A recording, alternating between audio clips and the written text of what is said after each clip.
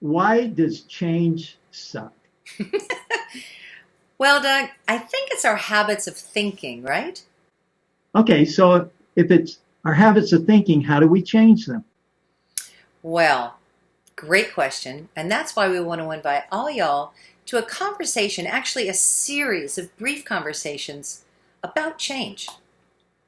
And how to have less chaos, greater peace, and more joy while living in change so it just doesn't suck so much.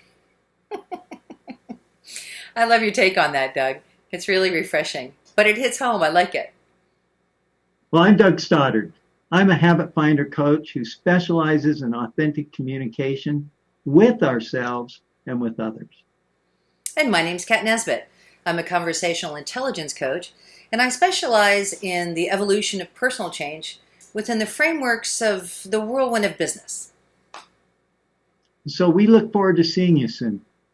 Very soon, in fact, probably tomorrow. Thursday is going to be our first call, and we're going to do them for a little while until we see what comes up. All right.